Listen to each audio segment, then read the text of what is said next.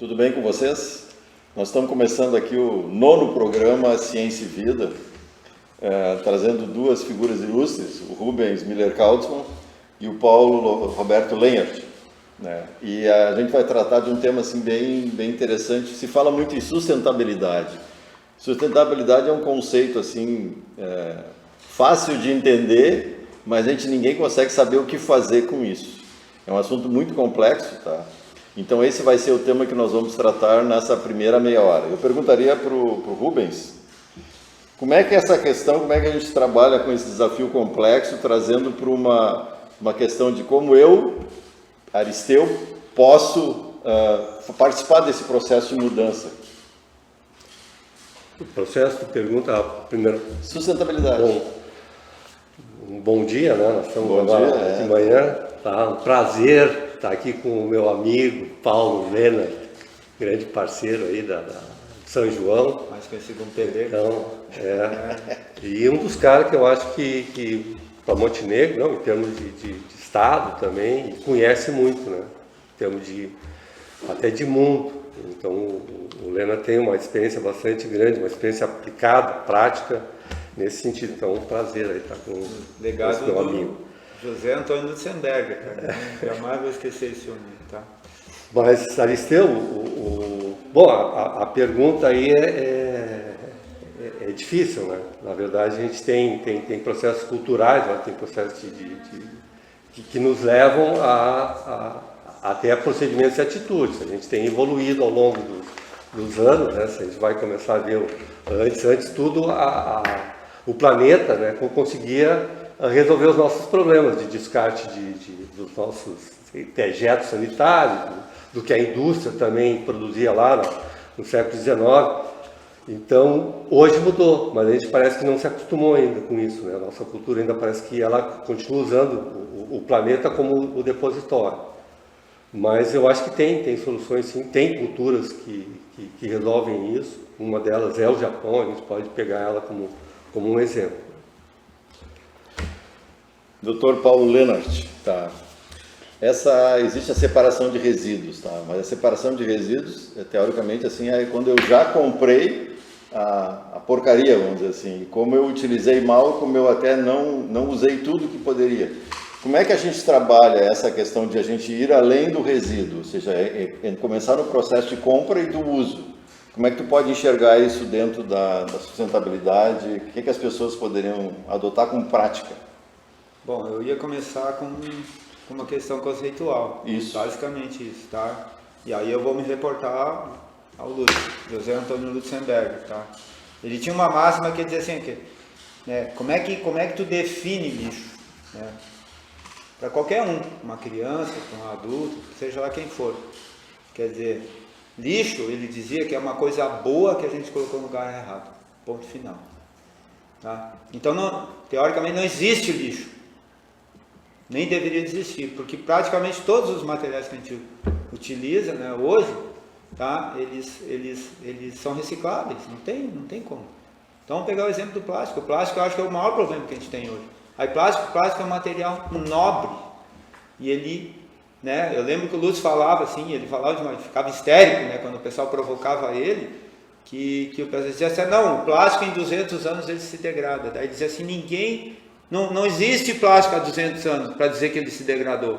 Então hoje está comprovado que ele não se degrada, ele é eterno, tá? E ele se fragmenta, aí que vemos. Então vai formando partículas cada vez menores. Então hoje nós estamos falando de nanoplástico e ele já entrou na cadeia alimentar e ele está no nosso organismo. Agora se ele vai sair ou não vai sair, ninguém sabe, tá? Então, e se ele entrar no nosso DNA... Tá, mas diante disso está levando a coisa assim de proibição, não compro mais plástico, não compro mais isso, mas como lidar com essa questão toda? Não, o plástico, o plástico é um produto nobre, é um nobre, por isso que ele tinha que ser reciclado. Por ser eterno, ele é um material que tu eternamente pode reciclar ele. Mas o que acontece, né? Está sempre entrando plástico novo no mercado. Então a indústria, e de onde é que ele vem? Né? Ele vem da petroquímica, né? Hoje já tem plástico no mercado aí, tem sacola plástica a partir de fécula de mandioca, que é biodegradável, não tem problema nenhum. Tá? Mas a grande questão é essa, que a gente continua fabricando plástico novo, né? Se a gente pegar um carro hoje, que antigamente era de lata, hoje, né, é praticamente todo de plástico, e aí quando terminou o carro, o que nós vamos fazer com ele? Tá? E ele nunca mais, já era. Então nós temos ilhas hoje, né, no Pacífico, que são tão grandes quanto o território inteirinho dos Estados Unidos. Ilhas de flutuantes de plástico. Que a gente vai lá, é impressionante, vai lá, olhando o material, tu vai lá e vê que, cara, ele está densamente habitado, porque todos os crustáceos e bababá, e tem muita matéria orgânica, porque ele está sujo, quer dizer, matéria orgânica plâncton, base da cadeia alimentar, então tem comida ali para a vida, e o pessoal, os micro-organismos, os pequenos crustáceos começam assim, a se aderir a esse material aí, chega já ter... e aí vem o resto da cadeia, né? Do resto da cadeia alimentar até o tubarão. É uma ilha flutuante, chega a ter planta em cima já nascendo, alguma coisa assim?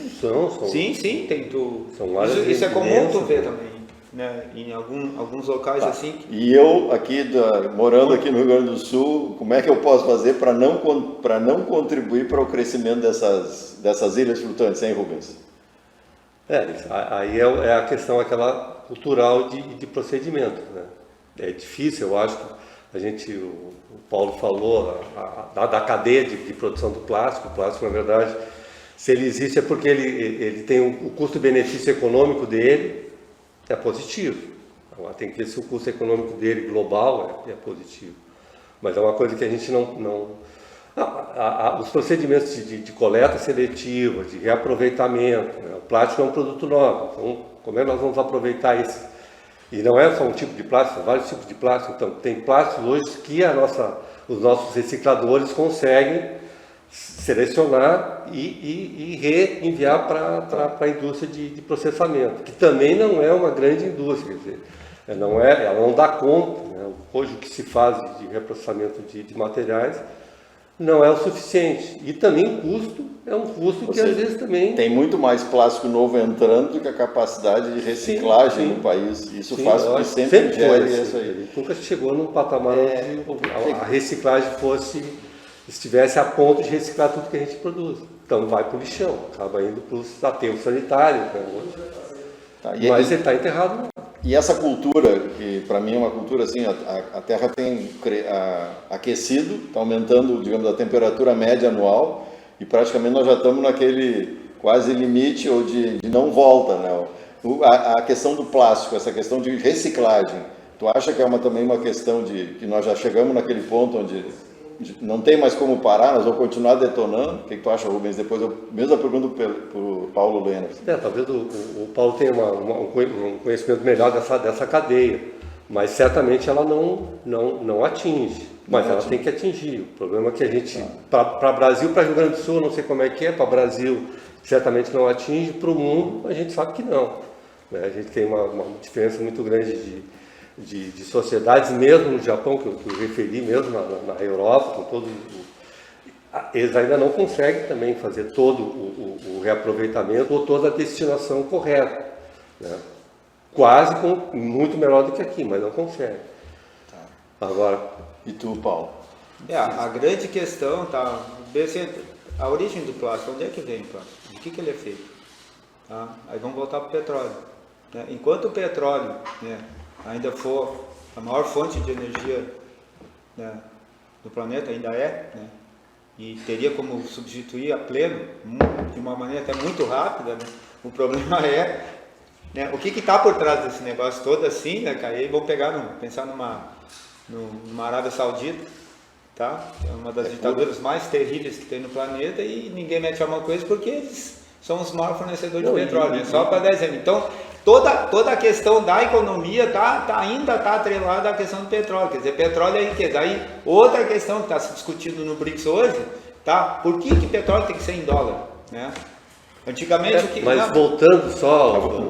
Volta para nós. Não, mas daí eu vou chegar lá. Por que o petróleo tem que ser em dólar, né?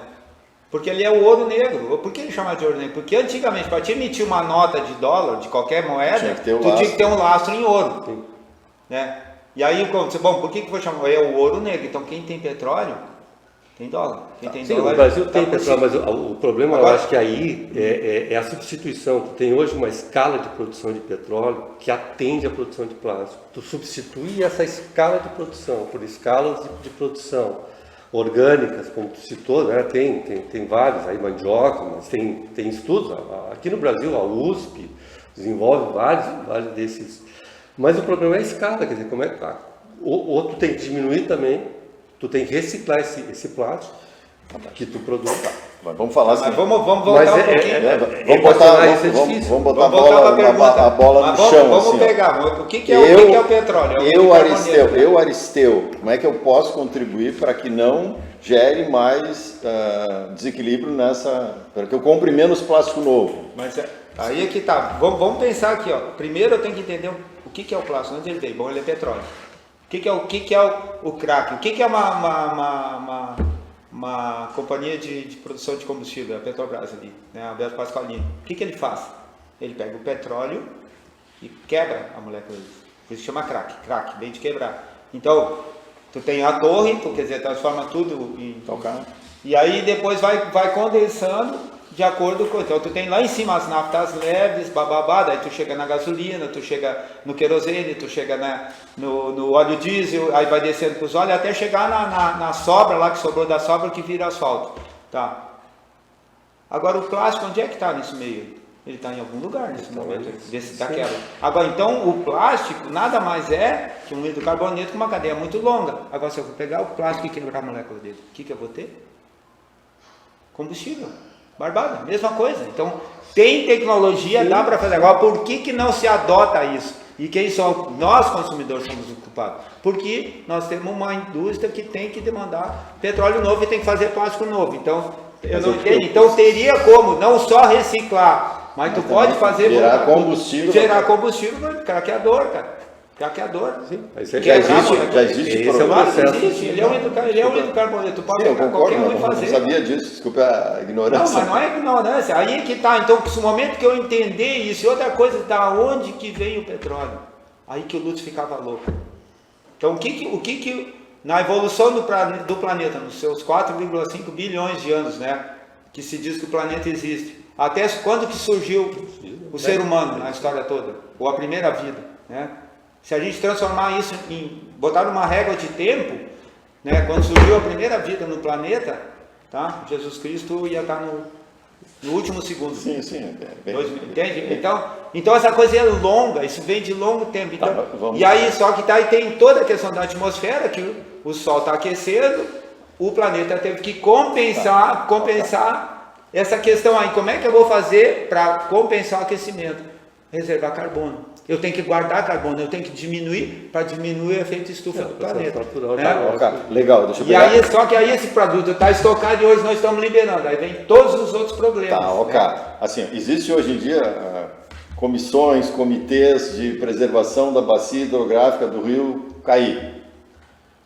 A comunidade ela se une através de uma instituição, de uma organização não governamental que trabalha com isso. Por que não existe alguma organização que possa trabalhar isso em função da educação das pessoas para o uso do plástico, ou seja, para analisar melhor esse processo? Porque senão fica assim, os caras fazem e eu aqui sou obrigado, então fica uma coisa se perpetua. Como é que a gente pode quebrar esse ciclo, inverter, Rubens?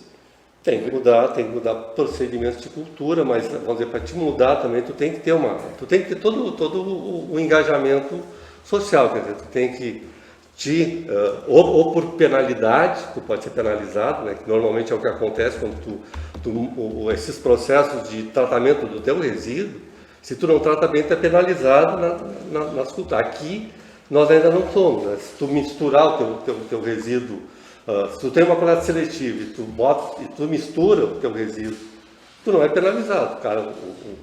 Sim, tu tem que saber segregar. O atendente vai lá, recolhe o teu talvez lá na recicladora ele vai dizer, pô, mas esse aqui não é o meu resíduo que eu quero, então ainda tem que trabalhar. Então tu tem as duas partes, tem que melhorar a questão da consciência, isso tem muito trabalho sobre isso aí, como separar o lixo, o que pode ser reciclado, o que não pode ser reciclado, mas o atendimento justamente de coletar, né, de maneira correta isso e fazer toda a cadeia de entrega. pode ser para combustível, né? Porque surgiram Não só várias... plástico. Não, depois que ele está segregado, Rubens, aí Então, descer é fácil. Então tudo isso aí pode ser feito, mas tu tem que ter toda uma estrutura, é uma cadeia, tu tem que ter aí quem queime isso aí, quem gere isso aí. Então, E como é que tu vê isso aqui, Paulo, dentro de uma comunidade tipo Montenegro ou outra assim? Tá. Como que a gente possa, se eu for lá dar uma palestra num colégio, eu vou estar, mas não gera não é um projeto que gera um processo de mobilidade. Eu teria que pegar uma coisa mais forte. Vou pegar um político. Não, por onde? Como é que a gente poderia se agregar para começar a trabalhar de forma consistente? A questão é política. Ponto final. Não tem. Mas política sem política no verdadeiro sentido da palavra. Mas sem política, não sem tô falando de governantes, politicagem, tá? É questão política, sim. Então, aí isso envolve educação. Então, Tá. vou dar um exemplo de criança, cara. Eu lembro de dar palestra desde que eu me conheço por gente, desde o tempo da horta lá do Otávio. Me lembro a primeira palestra que a gente deu lá no São José, 350 crianças, e daqui a pouco as irmãs mandaram parar, porque não, tá virando bagunça. Eu digo, não, agora que tá ficando bom. Porque era tanta criança, tinha 350 crianças lá dentro, que não tinha como fazer pergunta. Eu digo, então vocês se juntam em grupo e fazem por escrito para nós. E aí virou bagunça, aí para as irmãs virou bagunça. Né? Tá, mas assim, ó, a grande questão é a educação. Tá? E ela tem que ser permanente. Permanente, não pode parar nunca. Então tem que começar desde pequenininho, isso é hábito, cara, tá? De separar. Tá, mas vamos pegar um outro exemplo, tá? Vamos pegar um exemplo bem prático e a questão é política e é financeira, tá? É grana mesmo. Vamos pegar o catador de papel e papelão. Busca a origem dele, que está aí andando para lá e para cá com um carrinho arrastando, vai na lixeira, abre, pega o que interessa, né? O filé, tá? Bota entre aspas isso, que em geral está tudo misturado. Eu separo tudo lá em casa e eu tenho meu papeleirinho já que vem buscar. A Lúcia já sabe certinho. E a gente sempre dá um presentinho para ele também, né? Alguma coisa para comer, coisa do tipo, ele já tem. Tá. Então, essa é a primeira questão. Eu tenho que separar e eu tenho que saber o que é reciclável. Né? Tudo é reciclável, eu não boto nada para rua. Né? Tem algumas coisas que são complicadas, tipo isopor, coisa do tipo. Então, tu evita embalagem de isopor, né? E aí vai. Mas vamos voltar lá para as crianças, cara. Agora vamos voltar para o catador de papel e papelão. Tá. Quanto custa para o município 1 tonelada de lixo não reciclado, lixo tudo misturado lá em Minas Leão, ou qualquer outra terra? Deve estar na casa de uns 270, entre coleta, transporte e destinação final. 270 reais por tonelada. Por tonelada, se não está mais, tá? Mas vamos ficar por aí. Agora, quantas toneladas de lixo reciclável os catadores pegam na rua, com os carrinhos deles? Cara, se a gente medir, é um monte de toneladas. E quanto ele ganha por cada tonelada dele? Nada. Aí é que está o problema. Ele não ganha nada, ganha muito pouco. Tá? Então, se a gente pegasse esses caras, e aqui é a grande dificuldade, porque tem problema de toda hora, tem problema de estrutura familiar, tem problema de droga, tem problema de alcoolismo, tem problema de idade, tem de tudo ali. Quer dizer, o cara não tem mais opção, ou cata papelão, né, latinha e o que é reciclável, vidros, né, quer pegar mais, tá? Para ter comida. Né? Sim, ele trabalha de dia para comer de noite, acabou. Ele está na margem, isso aí. Agora pega esse cara, organiza ele, capacita ele, e é barbada de fazer, tá? Organiza ele, porque tem famílias inteiras, é comum tu ver mãe com as crianças dentro do lixo ali, dentro da carrocinha, no meio do lixo, tá? É normal, mas... Não, é normal. Eu aposto contigo que aquela criança é mais feliz do que... Né? Bom, mas deixa assim. Agora por que eu pago lá para levar para o aterro e não posso pagar? Porque é mais fácil. Mas por que eu não posso pagar e valorizar o trabalho? Porque é mais fácil. Aí... Não, é mais fácil para o político, para o governante, pegar e deixar ali, recolhe, ele tira da vista, joga para um canto. Bota debaixo do tapete, que é o problema. Bota debaixo do tapete. Tem bons exemplos, né? Só que o problema todo, cara, o problema todo é que a gente vai bater de frente com interesses, como dizia o tio Brisa. E aí a coisa complica. Mas tem que ir lá, voltar lá para a criança e lá para a educação. Não tem... Né? Vai, fala.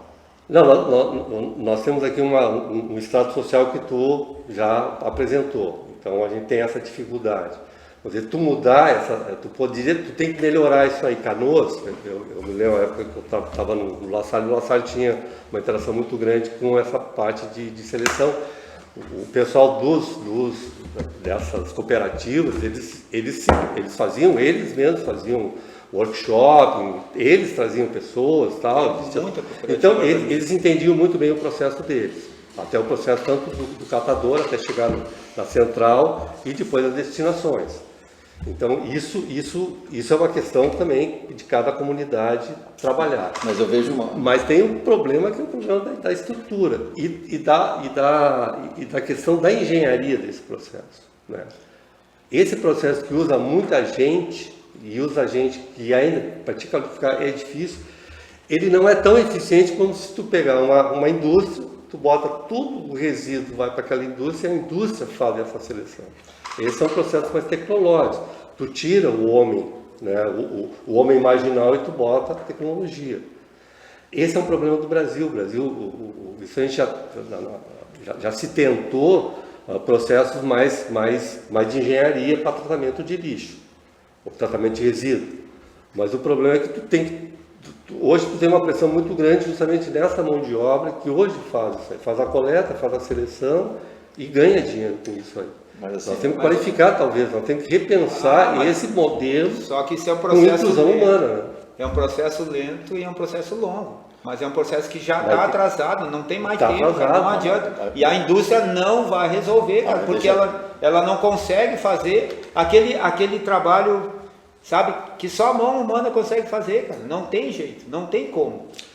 Por exemplo, tem um vidro no meio, tu quebra o vidro, acabou com tudo. E é comum ter. Então, tu tem que segregar desde lá de baixo. Agora, começa com tudo bem, mas não tem mais tempo, cara. Para fazer isso aí. Só um pouquinho agora, deixa mas eu nós temos que voltar lá para a educação, lá para a criança e é permanente. O que não existe é um projeto sistêmico que possa trabalhar isso aí tudo. Porque diz assim, eu vou dar palestra permanentemente na escola. Vai resolver? Não vai. Isso é uma etapa. Mas não vai, é um pedacinho. Se eu não trabalhar a cultura do Aristeu, do João, do Paulo, sei lá de quem, que possa comprar certo e separar certo. E aí eu tenho que usar aquilo que tu falaste, de repente penalizar, para olhar se o meu lixo está adequadamente, penalizar, porque senão eu acabo misturando. Tu vê assim, as empresas de maneira geral, elas têm aqueles 4 lixos. Estão ali, mas às vezes até nem tem mais o material, porque todo mundo joga no mais perto. Tu passa ali e joga. Então assim, nota, não tem esse controle. Então se eu penalizar, claro que é fácil penalizar uma empresa, mas eu teria que penalizar também um condomínio, quando ele apresenta o lixo e esse lixo não está segregado de forma adequada. Vai pagar um pênalti por não ter feito isso. Agora, onde é então, que... assim, eu estou sendo muito taxativo, mas eu tenho que enxergar esse projeto desde a indústria. Eu já tenho a resposta para ti. Quer dizer, aonde é que pega? O que o Rubens falou, pega no bolso, não tem como. Eu sei. Agora, se eu não conseguir fazer aqui agora, onde é que ele vai estourar? Ele vai estourar lá no meu imposto de renda, cara. Eu vou pagar isso aí, porque, cara, o que acontece assim, ó, né? Tu vai ter mais pessoas doentes, vai ter mais pessoas que se acidentam, vai ter tudo. Então estoura onde? Estoura lá no público. E o público vive do tributo, Rubens, que eu pago. Tu acha que existe uma possibilidade de fazer um projeto, projeto com a Lei Rouanet, para pegar toda essa cadeia e tratar de uma forma mais sistêmica? Porque se eu não trabalhar a causa, eu não vou chegar nunca no fato. E a causa é a cultura, a causa é o dinheiro, a causa são essas questões. Tu acha que tem que gostar de fazer? Pegando só um exemplo, acho que talvez o Paulo conheça, na Alemanha. A Alemanha, vamos dizer, como água, como luz, tu também paga pelo lixo. E lá, cada pessoa ou o sistema que controla isso sabe quanto cada uma gera. Então, tu cria procedimentos onde o meu lixo vai para um determinado lugar e eu tenho que botar, aqui é lixo com pilhas, aqui é lixo de plástico, aqui é lixo orgânico, e eu pago para que alguém me coleta. Eu posso também levar direto para a central, aí eu pago menos. Então, tem gente que reúne o lixo em casa e uma vez por semana leva seu resíduo para uma determinada central, selecionado. Se aquele meu lixo que eu selecionei não está dentro do padrão, eu vou ser multado.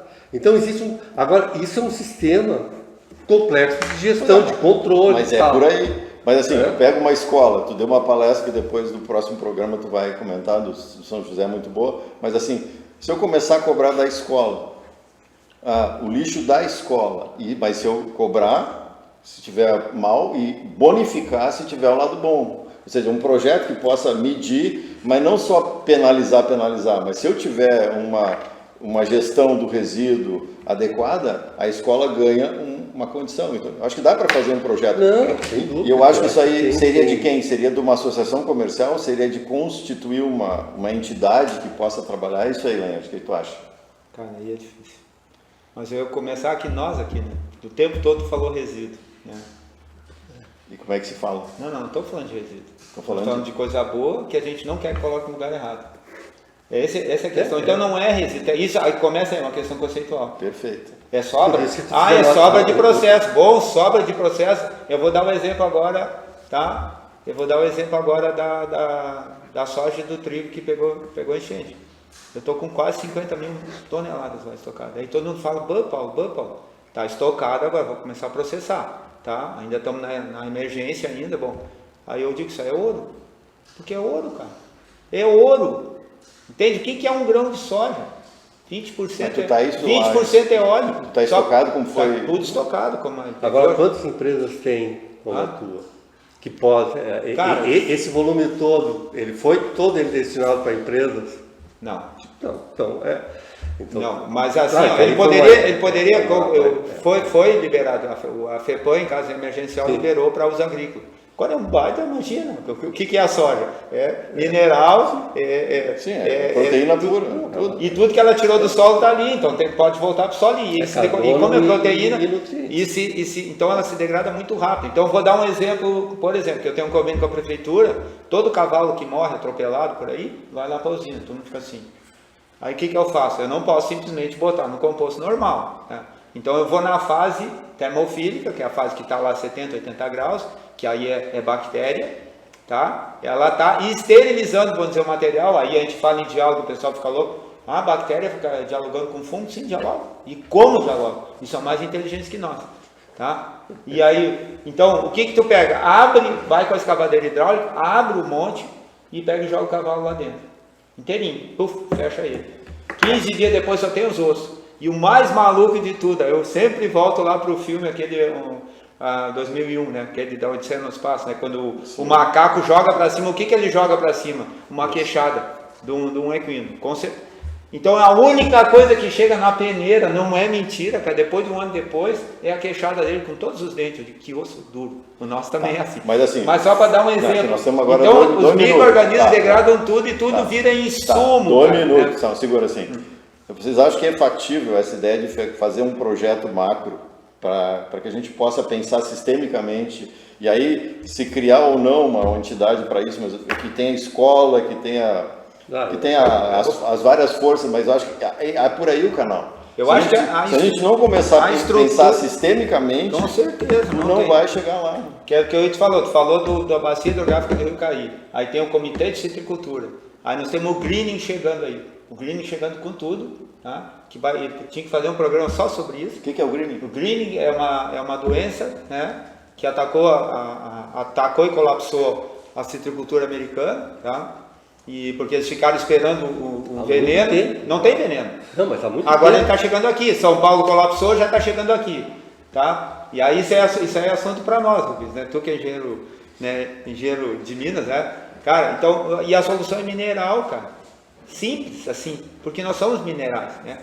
Então aí volta lá pro Chabuçu, volta lá pro Lutzenberger, volta pra Ana Primavera. Agora eu tô precisando encerrar. Mas eu tô chegando ali. Não, é que falta 30 segundos. Então nós temos que pensar sistemicamente, nós temos que botar a sociedade como um sistema. Tá. E pensar pontualmente, mas estaria disposto a participar? Pensar isso aqui e agir pontualmente. Tá, tu estaria disposto a participar? E replicar o meu trabalho aqui. Não, com certeza. Mas eu faço isso, a minha vida toda foi isso. Tá. Não é novo. Eu tô novinho, tô com 68 anos. Por questão de horário, vamos encerrar. Muito obrigado ao Paulo, ao Rubens.